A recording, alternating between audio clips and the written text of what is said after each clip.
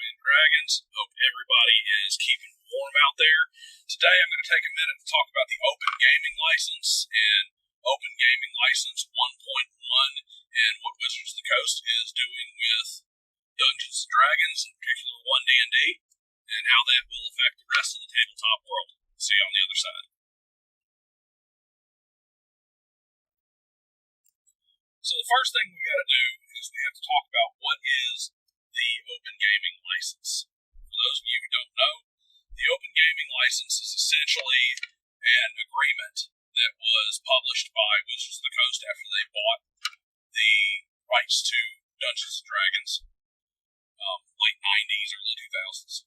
And what it essentially states is that anybody who wants to produce content for Dungeons & Dragons can do so long as they put a disclaimer in the back that says this was done with this was done with the Open Gaming License, and they put the D20 system logo on whatever they're publishing.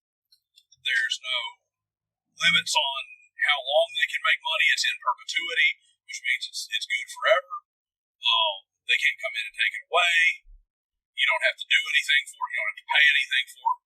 And the only real restrictions are that there are select campaign settings and intellectual properties, things like Forgotten Realms, that you have to have Wizards of the Coast permission to deal with. When 4th edition came out, it kind of did away with the OGL. It pissed off a lot of people, to the point that Paizo went from being a company that created D&D material to being their only competitor, if you even want to call them that, by launching Pathfinder. Pathfinder was literally a situation where they took their ball and went home because of what Wizards of the Coast did with the OGL. They brought the OGL back in 5th edition. Once again, there were only some minor tweaks to it. There's a thing called DM's Guild now, where if you want to use any kind of official D&D stuff, you do it through the DM's Guild. And the biggest thing there is that they can essentially, they don't own your property from your intellectual property, your original content, but they have free license to use it, so they can do whatever they want to with it if you create it through DM's Guild. Which then there's kind of one of those situations where the distinction only exists on paper, because they may not own your intellectual property, but they can do whatever the heck they want to. So that's the state of things right now. But with 1D&D coming out, Wizards has announced that they're going to change it. There's already been some stank over it. They had a kind of a fireside chat where they went over some things, and they had some releases about some of the changes in the OGL 1.1, and those are going to have some far-reaching effects. So we'll get into what those changes are next.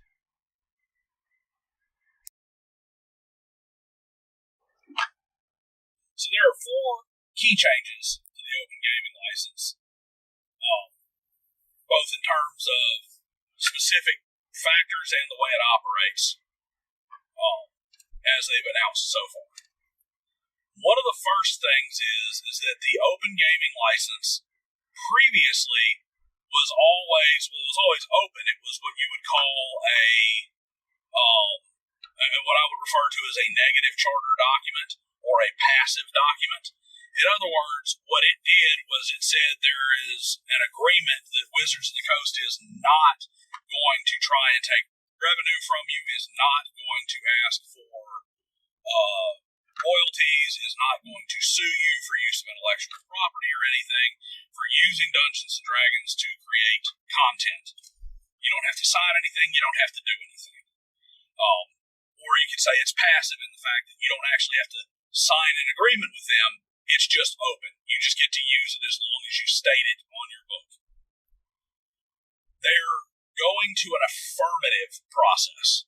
And the major difference there's a couple of major differences with an affirmative process. One is you will have to go in before you can create any content that you're going to disseminate. You will have to go onto a creator's portal and electronically sign a document stating that you agree to Wizards of the Coast's licensing terms. Now, this is a lot like when you buy a new phone and you click that I agree to terms and conditions button, or you download a video game or something. They can change it on a rate. They can change it however they want. They can adjust it. They have a lot of control over it, and you just have to deal with it if you want to use the open gaming license. This includes rumors of things such as making it to where if you sign the new OGL so that you can create for one D&D, that you can no longer use the old open gaming license at all.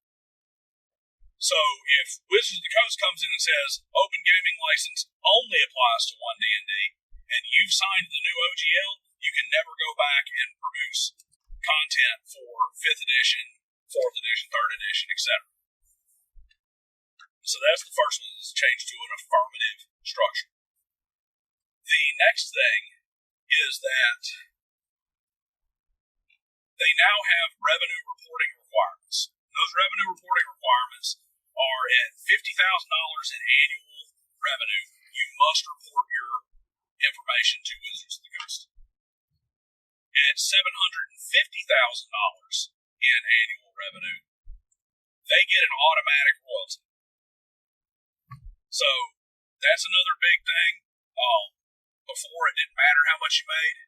If you were Paizo and you were making $15 million a year off of Pathfinder, it didn't matter. In this case, there can't be another Paizo. If there is another Paizo who tries to take their ball and go home from D&D, they're going to be paying royalties back for the whole time. The fourth change is that they require a little creator's badge. Not a big deal there. It's no different than putting the D20 system on, to be perfectly honest. But you have to have a independent content creator badge that you put on. And then finally, and this is one of the ones that bothers me the most, is in their structure is more or less the ability for them to take your intellectual property. They can buy the exclusive rights to any of your open gaming license content built in, through the 1.1. And what that means is there's no pricing and stuff in it. They're the sole buyer. So they'll come in and say, hey, we're going to buy this from you. And if you say, no, I don't want to sell it, then, okay, you just can't produce it. Nobody makes money off of it. Or you can sell it to Wizards. They can make the lion's share of the money and give you pennies on the dollar, give you a small royalty. Maybe they're just going to send you a gift card to the Wizards of the Coast online store and some free swag from their new monetization scheme where they're wanting to do more lifestyle brand stuff. So maybe you can get some free D&D t-shirts in exchange for your successful Kickstarter campaign to create a new campaign system. Now, we're going to move on from there. Those are the major changes, and we're going to talk about what those mean in particular for content creators. See you next time. So what do these changes mean? I'm going to start with the revenue reporting. One thing you got to understand with revenue reporting is it's revenue. It is not profit. A successful Kickstarter campaign may pull $50,000 in and of itself and still be short of what it costs for them to develop what they've developed. Paying artists, paying programmers, paying writers, play testing, all that stuff, the time invested, money invested, websites, all that stuff may add up to way more than the $50,000. They're still coming out of their pocket, but now they have to report to Wizards of the Coast. And then the $750,000, as I said before, you hit a home run. Well, they're going to get a cut of it no matter what. You hit a grand slam, they're probably going to take it. But what this does is it's what it grows into that becomes a problem if you're a content creator. And there's going to be some people out there, especially some Wizards of the Coast homers, who are, think they're special, who either work for Wizards or have deals with Wizards or just totally invested in Wizards, and they need that relationship, and we're going to get on there and they're going to poo-poo the entire idea, and they're going to cry foul and talk about it being a Kennedy assassination conspiracy theory. But the fact of the matter is, you watch me, this is how it'll work. you're going to have 5 people start Kickstarter campaigns for a pirate setting and a space setting and a kids on bikes type game and a detective type setting and then a gothic horror setting. All new stuff, new monsters, new materials, new rules, and everything. And they're going to go in and they're going to start their Kickstarters. And you're going to have a few of them that will just say that, the pirates and the gothic horror and the kids on bikes just don't do very well. They get 5-10 grand, whatever. Maybe they barely make it to 50,000. And you're going to have a couple others, like, we'll say the space setting does really well. It does, doubles its Kickstarter and it's really kicking off and you got a bunch of people excited, more orders coming in every day. And then we'll say that, the one of the other settings is now it's over 50,000 too, and it's pretty good. Wizards got to take a really close look at those two that made over 50,000. They're going to look at what's going on, all right? And they may come in and they're going to say, okay, the market clearly wants pirates, and the market clearly wants Gumshoe Detective. Next thing you know, Wizards of the Coast is announcing that, they're releasing Fizzbon's great detective work and, their new Sherlock Holmes setting, and they're releasing their brand new, pirate setting, Blackbeard's Revenge, and it's coming out now and it's on the way. And they're going to come out and try and compete directly with these things. Why? Because all those $50,000 reportings, that just cuts out a whole bunch of stuff that they don't need to worry about. You're doing the market research for. All right? You are producing free market research. They know what's going to sell. They know what the people want because you've gone out and raised money off of it and the people told you what they want. Now Wizards of the Coast comes in behind you with a $10 million budget on it and wipes the floor with you with what they put out. They put it out faster. They put it out with better distribution.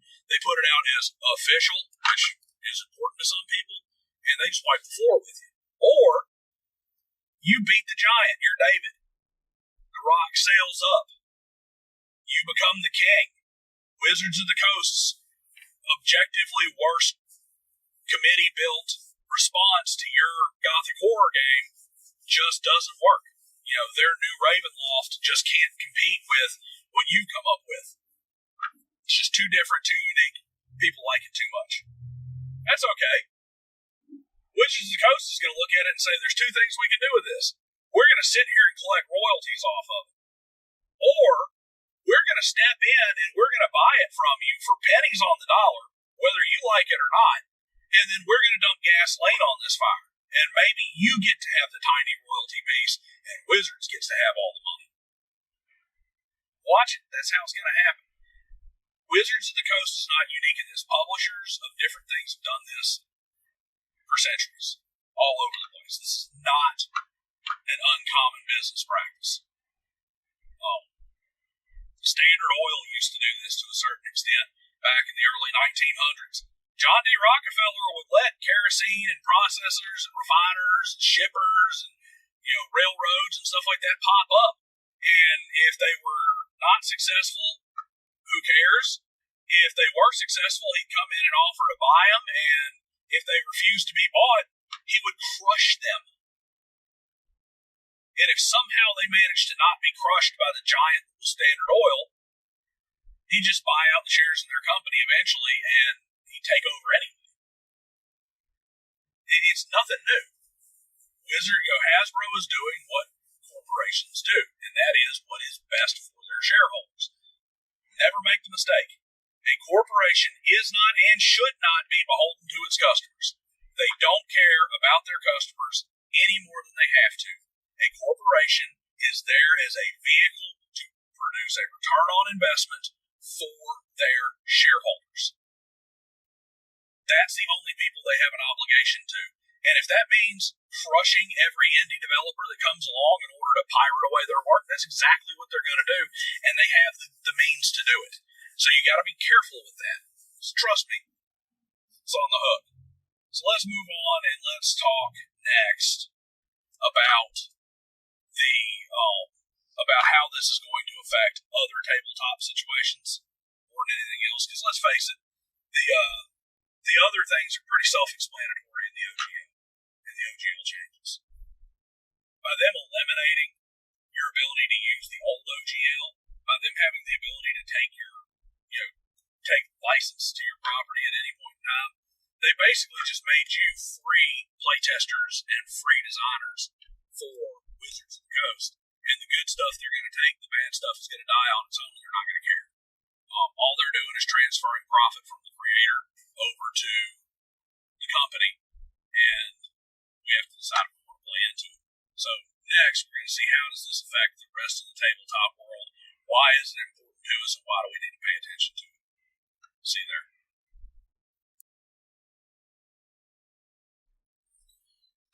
So, how is this going to affect the tabletop community as a whole?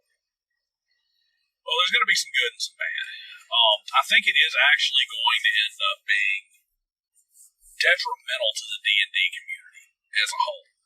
It's going to cause a split, because what Wizards is doing, whether this is their intent or just a byproduct of their intent, over time, you're going to have, as they get stricter and stricter with the open gaming license, as it goes to 1.2 and they restrict more, and 1.3 and they restrict more, and 1.4 and they restrict more. What's going to end up happening is you're going to see where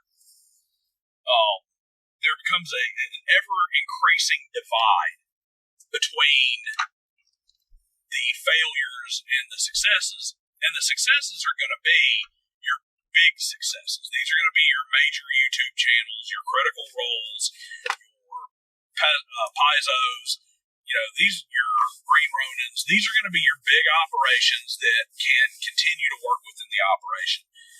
It's actually kind of a microcosm of what we see in the business world. It's always hilarious because you hear somebody who is going to tell you that, oh, this is an effect of capitalism. No, it's an effect of cronyism. What ends up happening is these corporations get really large enough to where they can influence government policy. And the policies then turn around and they always have a more detrimental impact on the smaller operations. So, for instance, when they come out and make a large corporate tax increase, Walmart raises their prices half a penny. And all the small grocery store chains go out of business. And the floor of where you can be successful just gets higher and higher. Same thing's going to happen here. You're going to get to where the only open gaming license content is going to be the ones that Wizards profits the most from, and the rest of it's going to fall out. You're not going to have the middle-of-the-road producers anymore. They're going to go away. It's not going to be worth it. Now, that'll be good because those people will have to go to other gaming systems, so we might see a revitalization of other systems. They're going to have to create new systems, so we might see new systems. And you're going to have that pen and paper and digital divide as well, and they're going to stay in the pen and paper realm while Wizards focuses on the digital and the monetization of the digital. And that's going to be a positive. That'll be a positive, but another big negative is you are going to have a lot of attrition. You're going to have a lot of people who just fall out because there's not enough